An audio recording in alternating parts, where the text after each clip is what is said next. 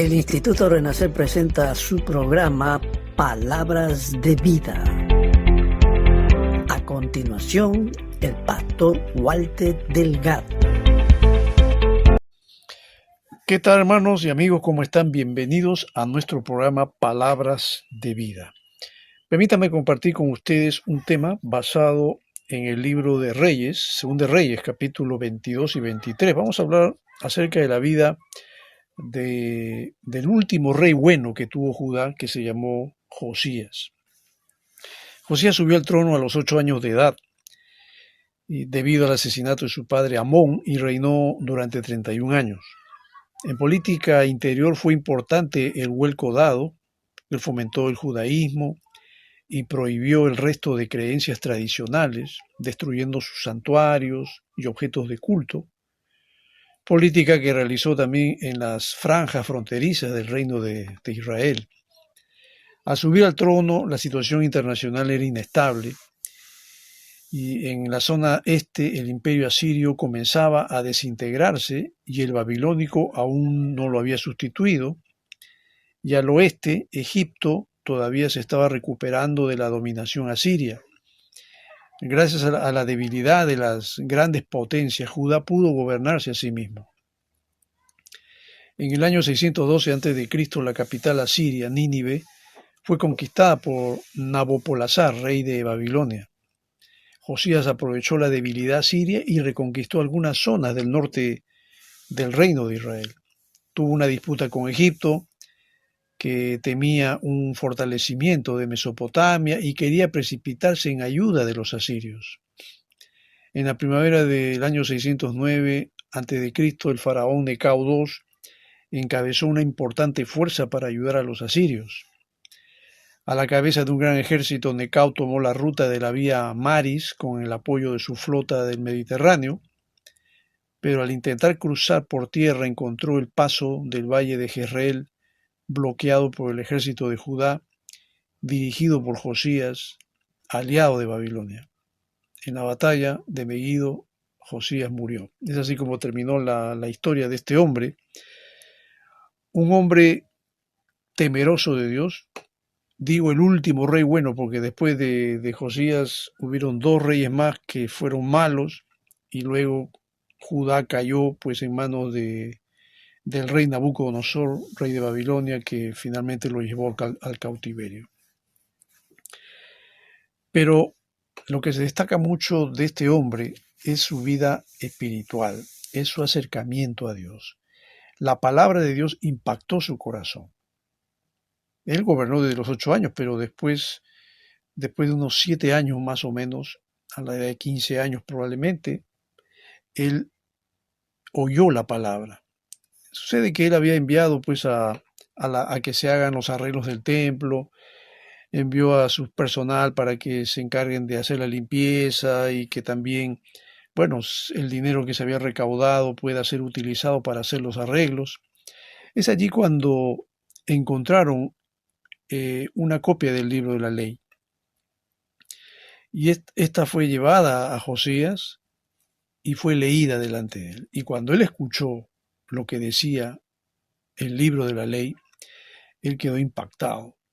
Y como dice 2 Reyes 22:11, cuando el rey oyó las palabras del libro de la ley, se rasgó las vestiduras y dio esta orden a Gilquías el sacerdote, a Jicán hijo de Safán, a Acbor hijo de Micaías, y a Safán el cronista, y a Asaías su ministro personal. Y la orden fue: vayan a consultar al Señor por mí, por el pueblo y por todo Judá con respecto a lo que dice este libro que se ha encontrado. Sin duda que la gran ira del Señor arde contra nosotros, porque nuestros antepasados no obedecieron lo que dice este libro, ni actuaron según lo que está prescrito para nosotros. Miren, Josías fue un hombre que al escuchar la palabra, al escuchar lo que decía esta copia del libro de la ley, esa palabra llegó al corazón de él. Y es por eso que yo personalmente considero que este hombre tuvo allí una experiencia personal, una conversión a Dios, y que la palabra caló tan profundo en su corazón que se quebrantó. Y yo pienso que eso es lo que hace la palabra cuando entra al corazón de un hombre que verdaderamente busca a Dios. Estamos viviendo tiempos complicados, digo yo, porque hoy en día hay mucha gente que se está volviendo tan insensible, tan reacia a escuchar la voz de Dios, que es más, cuando la escuchan ya no parece que la palabra ya no hace efecto en sus vidas y ya no les interesa y como que bueno, les da igual. La Biblia para muchos ya no es más que un simple libro antiguo que tiene historias bonitas, interesantes, pero que ya no es vigente, que ya no impacta, que ya debemos dejarla de lado porque hay nuevas ideologías, hay nuevas cosas que podemos aprender y que ya la palabra de Dios, la Biblia, ya debe quedar, debe retirarse, ya debe quedarse como un libro bueno, un libro que hay que guardarlo en la biblioteca y nada más que eso, pero ya no hay que hacer caso a lo que dice allí. Nada más lejos de la verdad, porque yo creo que la palabra de Dios sigue siendo vigente. Yo creo que la palabra de Dios todavía impacta el corazón de la gente. Yo creo que todavía hay corazones sensibles y Dios está buscando corazones sensibles que verdaderamente escuchen su palabra, que la atesoren en su corazón y Dios va a usar a esos hombres o mujeres para glorificarse. Dios quebrantó el corazón de este hombre. Le dijo incluso que el castigo, porque había un castigo que Dios iba a traer sobre Judá, no sería en sus días.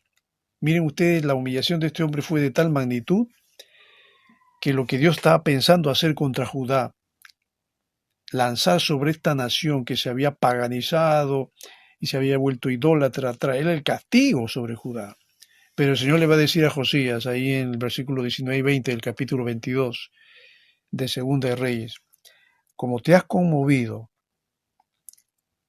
y te has humillado, dice el Señor, te has humillado al escuchar lo que he anunciado contra este lugar y sus habitantes, que serían asolados y malditos, y como te has rasgado las vestiduras y has llorado en mi presencia, yo te he escuchado.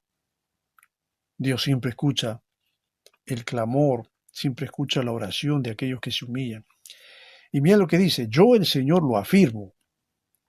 Por lo tanto, te reuniré con tus antepasados y serás sepultado en paz. Y tus ojos no verán la desgracia que enviaré sobre este lugar. Mira que esto es lo que dijo justamente el profeta que le dio este mensaje a Josías. Y Josías fue un hombre que se humilló, como dije, Josías fue un hombre que se quebrantó y que Dios vio eso, como dice ahí el versículo 19, como te has conmovido y te has humillado ante el Señor. ¿Qué es lo que Dios ve, hermano, de nosotros, para que Él pueda ponerse en favor de nosotros? ¿Qué es lo que Dios quiere ver en esta sociedad perdida, en esta sociedad paganizada, en esta sociedad que está embarrada en el pecado y que se sigue hundiendo y se sigue ensuciando más? Esta sociedad que está corrompida. No estoy hablando de mi país, pues acá estoy hablando de todo el mundo, porque todo aquel que no tiene a Cristo está corrompido por el pecado. Dios quiere ver tal sensibilidad como la que hubo en este hombre. Si tú te conmueves y te humillas ante el Señor cuando escuches su palabra, y si lo haces de corazón, sinceramente, no estamos hablando de fabricar lágrimas, no estamos hablando de lágrimas de cocodrilo, no estamos hablando de lágrimas reales, sinceras, de un corazón que se quebranta. ¿Tú crees que Dios va a despreciar eso? ¿Acaso no dice la Biblia, el corazón contrito y humillado no despreciarás? Y el impacto fue de tal manera, la conversión fue de tal manera que este hombre pues no vivió un romance verbal, ¿no?, de amor con Dios, como hay muchos que lo viven. No estamos hablando de un amor idílico, poético, un amor que está más en la nebulosa. No, esto es un hombre que sí amó a Dios, se entregó a Dios, se consagró a Dios y tomó acción. Y aquí vemos cómo él hizo una renovación del pacto ante Dios. En 2 Reyes capítulo 23, versículo 1 al 3, ahí dice que el rey Josías mandó convocar a todos los ancianos de Judá, de Jerusalén, acompañado de toda la gente de Judá, de los habitantes de Jerusalén, de los sacerdotes, de los profetas, y en fin, de la nación entera. Bueno, de los pocos que quedaban, porque ya la nación de Israel, la mayoría de las tribus se habían ido al cautiverio. Había quedado solamente la nación de Judá. Reunió a todos ellos, desde el más pequeño hasta el más grande. El rey subió al templo del Señor y en presencia de ellos, dice, leyó todo lo que está escrito en el libro del pacto que fue hallado en el templo del Señor. Y después de haber leído, se puso de pie junto a la columna y en presencia del Señor renovó el pacto. Hizo una renovación del pacto que primeramente Dios había hecho pues con Abraham, Isaac, Jacob, después con Moisés, con Josué, pero que lamentablemente el pueblo después se desvió, se perdió y dejaron el pacto para abrazar el paganismo de Canaán y toda la idolatría que tenía. Ellos lamentablemente absorbieron todo eso. Pero Josías se encargó de renovar el pacto y dice que se comprometió a seguir al Señor y a cumplir de todo corazón y con toda el alma sus mandamientos, sus preceptos y sus decretos, reafirmando así las palabras del pacto que están escritas en ese libro. Y todo el pueblo confirmó el pacto. Mira, Dios ha usado a un hombre para que pueda cambiar a toda una nación. Un solo hombre Dios puede usar para cambiar a toda una nación. Dios no necesita mucha gente. Dios no necesita multitud de personas. No. Con un solo hombre que se ponga en las manos de Dios, Dios puede impactar toda una sociedad. Y mira que este hombre sí se convirtió de corazón. ¿Eh? Mira las reformas espirituales que hizo Josías. En 2 Reyes 23, 4 a 5 dice, luego el rey, este era un hombre de acción, ¿eh? Luego el rey ordenó al sumo sacerdote Gilquías, a los sacerdotes de segundo rango, a los porteros, que sacaran del templo del Señor todos los objetos consagrados a Baal, a Aserá y a todos los astros del cielo. Mira toda la idolatría que se había metido en el templo de Dios. Josías hizo que los quemaran en los campos de Cedrón, a las afueras de Jerusalén, y que llevaran las cenizas a Betel. Y también destituyó a los sacerdotes idólatras que los reyes de Judá habían nombrado para quemar incienso en los altares paganos, tanto en las ciudades de Judá como en Jerusalén, los cuales quemaban incienso a Baal, al sol, a la luna, al zodiaco y a todos los astros del cielo. Miren cómo estaba endemoniada la sociedad de Judá en ese tiempo, que hasta le rendían culto al sol, a la luna, a los signos del zodiaco, imagínate. Estamos hablando ya prácticamente de que el templo de Dios, que es un lugar santo, se había metido el espiritismo. El espiritismo, el paganismo, la idolatría, todo eso tiene que ver con el mundo de las tinieblas. Ahí prácticamente yo puedo decir que el diablo estaba en toda su salsa. Porque lo que el diablo quiere hacer, mi querido hermano, es que si nosotros los creyentes quitamos nuestra mirada de Dios, el diablo puede convertir nuestro templo en un muladar. El diablo puede convertir nuestro templo, que en este caso, bueno, no te hablo del templo del físico en el cual nos congregamos todos para adorar a Dios. Yo te hablo del templo del Espíritu Santo que eres tú, que soy yo. Ese templo es lo que al diablo le interesa destruir. Y no solamente eso, si tú te apartas de Dios, tú que eres un siervo de Dios, te puedes constituir en un siervo del diablo. Si es que tú rompes y quebrantas tu relación con Dios. Yo conozco muchos creyentes que se han vuelto esclavos del diablo, se han vuelto a la esclavitud, porque se desligaron de Cristo. ¿Qué crees que quiere hacer el diablo una vez que tú te desligas de Cristo?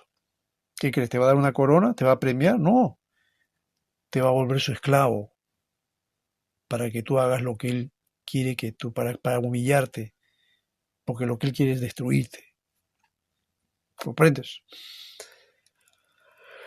Y mira, tan podrida estaba la vida espiritual de esta nación que hasta practicaban la prostitución idolátrica. Incluso, miren lo que dice el capítulo 23, versículo 7 de 2 Reyes. Además, derrumbó en el templo del Señor los cuartos dedicados a la prostitución sagrada, donde las mujeres tejían mantos para la diosa Aserá. Imagínate que dentro del templo del Señor se practicaba la prostitución.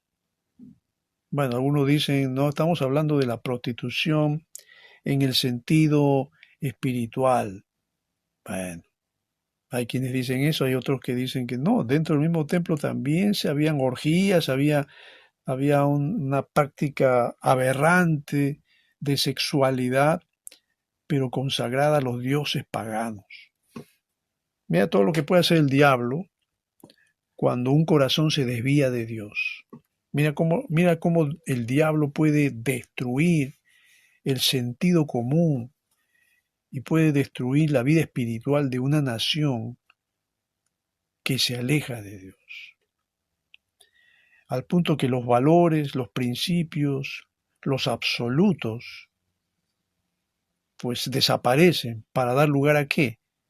Para dar lugar a los antivalores, para dar lugar a todo aquello que deshumaniza a la persona, que destruye la vida moral y espiritual de una nación. Todo esto que hizo Josías fue también en cumplimiento, porque esta es una profecía que se dio muchos años atrás. Josías en realidad cumplió la profecía del varón de Dios que profetizó sobre él, y que esto está consignado ahí justo en el capítulo 23, versículo 16, cuando dice que Josías, de regreso al ver los sepulcros que había en la colina, Josías mandó que recogieran los huesos y los quemaran en el altar para profanarlo. Los huesos de todos los sacerdotes y todos los paganos que habían practicado justamente esta idolatría, y cumpliendo así la palabra del Señor que el hombre de Dios había comunicado cuando anunció estas cosas. Y luego el rey preguntó, porque vieron allí un monumento, y él dijo, ¿de quién es ese monumento que veo allá? Y los habitantes de la ciudad le contestaron, es el sepulcro del hombre de Dios que vino desde Judá y que pronunció contra el altar de Betel lo que su majestad acaba de hacer. Déjenlo, dijo el rey, que nadie mueva sus huesos. Fue así como se conservaron los huesos junto con los del profeta, sus huesos junto con los del profeta cuando había venido de Samaria. Yo te hablo pues de una profecía que data de muchos años atrás. ¿Eh? Estamos hablando desde el tiempo de Jeroboam. Claro, el rey perverso que desvió a Israel. Justo a él se le dio esta profecía. Y que se levantaría un hombre, Josías, que quemaría los huesos de los sacerdotes en el altar que Jeroboam había hecho. Y efectivamente así fue como sucedió. La nación estaba no solamente podrida en este sentido de idolatría, de la práctica del ocultismo, sino que también la nación se había llenado, ¿sabes de qué? De brujos y de hechiceros. La nación estaba llena de esta clase de hombres. Según de Reyes 23, 24 dice, además Josías expulsó a los adivinos y a los hechiceros y eliminó toda clase de ídolos y el resto de las cosas detestables que se veían en el país de Judá y en Jerusalén. Lo hizo para cumplir las instrucciones de la ley, escritas en el libro que el sacerdote Gilquías encontró en el templo del Señor. Este hombre se había pegado tanto a la palabra de Dios que lo que él quiso hacer era que Dios realmente no castigue a esta nación. Israel estaba a punto de desaparecer del mapa, así literalmente, mi querido amigo, mi querido hermano. Israel estaba diezmado, todos sus enemigos los atacaban y los vencían. Ya no era el pueblo del tiempo de Josías que ellos podían pelear contra las naciones enemigas, contra Jericó, contra Jai, contra los filisteos, contra todos los amorreos, a todos los vencían. No, ahora ya no, ahora más bien eran vencidos. ¿Y eran vencidos por qué? Porque dejaron a Dios. Este fue el último rey bueno que se levantó en Judá. Ya Israel ya había desaparecido el mapa porque ya no habían reyes, ya la nación fue llevada al cautiverio. En Judá se levantaron todavía entre buenos y malos, pero Josías fue el último bueno. No hubo otro rey que se haya convertido de todo corazón. Mira, eso lo dice 2 Reyes 23, cuando dice, ni antes ni después de Josías hubo otro rey que como él se volviera al Señor de todo corazón, con toda el alma, con todas sus fuerzas, siguiendo en todo la ley de Moisés. Sí, hubo otros reyes antes que él, estaba Ezequías, por ejemplo, que también fue un hombre consagrado a Dios. Pero Josías, que fue antepasado de Ezequías, no siguió el ejemplo de su antepasado, no siguió el ejemplo de su padre Amón, porque Amón no fue bueno. A mí lo que llama la atención es que, por ejemplo, Ezequías no tuvo un padre bueno, fue un padre pagano, pero Ezequías salió bueno. Y Ezequías tuvo un hijo perverso, terrible, que fue el rey Acaz. Yo digo, es lo curioso, ¿no? No siempre los hombres buenos van a tener hijos buenos. Lo ideal sería eso, ¿no? Pero vemos este caso. Josías tuvo un hijo perverso. Pero de la descendencia de Ezequías nació Josías, que sí fue el último rey bueno, que hizo reformas, que destruyó la idolatría. Pero mira, aún con todas las reformas que hizo, la ira de Dios seguía en pie contra Judá. En 2 Reyes 23 dice, a pesar de eso, el Señor no apagó el gran fuego de su ira, que ardía contra Judá por todas las afrentas con que Manasés lo había provocado. Por lo tanto, el Señor declaró, voy a apartar de mi presencia a Judá, como lo hice con Israel. Repudiaré a Jerusalén, la ciudad que escogí, y a este templo, el templo que había construido Salomón, que ya estaba que bueno, ya lamentablemente ya estaba contaminado, ya estaba profanado ese templo por toda la idolatría que habían metido.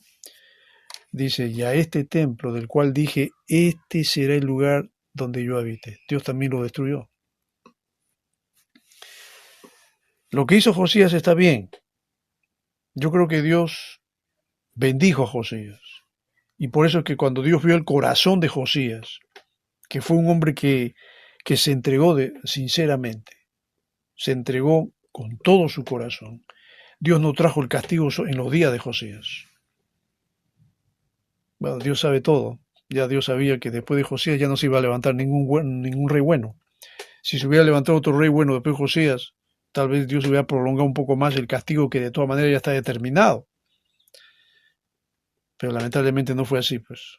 Uno o dos reyes más que tuvieron y la nación cayó en manos de Babilonia y desapareció literalmente del mapa. Todos fueron llevados al cautiverio. Se pasó 70 años de desolación. Este hombre de Dios, Josías, cumplió lo que pudo haber hecho, lo que pudo hacer, hizo reformas, volvió el corazón nuevamente del pueblo por un momento hacia Dios, volvió el corazón del pueblo a que busquen al Dios verdadero. Pero tuvo una muerte, yo la llamo incomprensible, porque miren ustedes, este hombre consagrado a Dios, a mi entender no debió haber muerto en la manera como murió, ¿no? Como dice el versículo 29 del capítulo 23, en aquel tiempo el faraón Necao, rey de Egipto, fue a encontrarse con el rey de Asiria, camino del río Éufrates, y el rey Josías le salió al paso. Pero Necao le hizo frente en Megiddo y lo mató. Y los oficiales de Josías llevaron su cadáver en un carro desde Megiddo hasta Jerusalén y lo sepultaron en su tumba. Entonces el pueblo tomó a Joacás, hijo de Josías, lo ungió y lo proclamó rey en lugar de su padre. ¿Qué pasó? Yo digo, ¿debió haber salido a pelear contra Egipto, Josías? O como leíamos al principio, cuando dábamos la introducción, como les comenté, Josías se alió con Babilonia. Tal vez ese fue su error. Y por eso que él salió como un aliado de Babilonia para enfrentarse con Necao y perdió. Y murió en la batalla de Megiddo. Y yo me pongo a pensar, tal vez su error fue ese, no debió haber salido a pelear. No era el momento oportuno. ¿Y por qué tenía que meterse en una batalla que no era la suya? por aliarse con un rey babilónico, como el rey de Babilonia, perdón. No sé, tal vez Josías debió haber consultado con Dios, debió haber hablado con él, debió haberle dicho: Señor, está bien que yo salga a pelear, está bien que yo me enfrente con el rey de Egipto, tú me vas a apoyar. David, por ejemplo, por ese lado era bien cuidadoso. David, antes de salir a pelear, buscaba la dirección de Dios. Pero Josías no dice que haya hecho algo así. Sí, sin duda que Dios lo había bendecido. Pero déjame decirte algo. El hecho de que Dios te bendiga no significa de que tú vas a hacer todo lo que quieres. Necesitas la dirección de Dios, siempre. Y es bueno consultar a Dios, y es bueno pedirle a Dios sabiduría. Y en una situación tan delicada como esta, que era salir a pelear, pues en esto sobre todo había que pedir dirección. No es que Josías, con esto, pues, como muchos piensan, ¿no? El pobre Josías se perdió. No se perdió. Yo creo que Josías fue un hombre que, en mi opinión personal, yo creo que está con Dios, está en la presencia de Dios.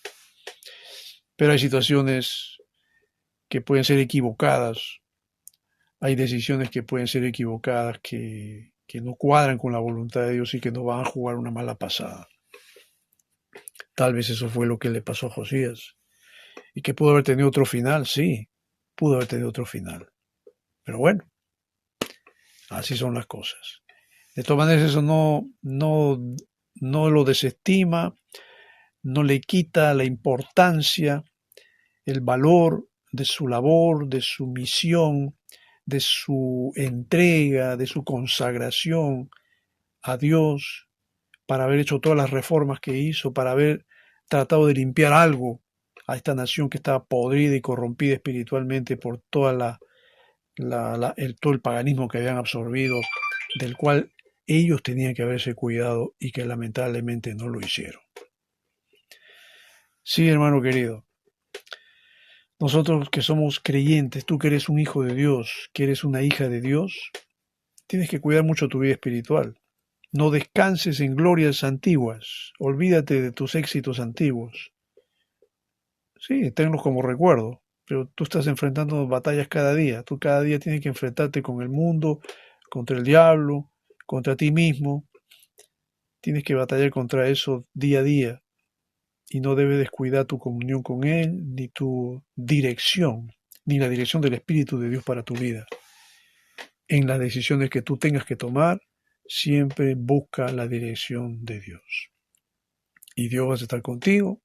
Va a estar contigo siempre, porque hacer la voluntad de Dios siempre es agradable y es perfecta. Espero que esta reflexión haya sido de ayuda, de bendición para tu vida. Estamos en contacto en una próxima oportunidad.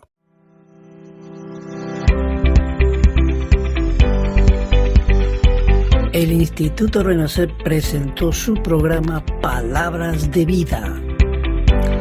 Esperamos que este programa haya sido de bendición para tu vida. Nos vemos en una próxima edición.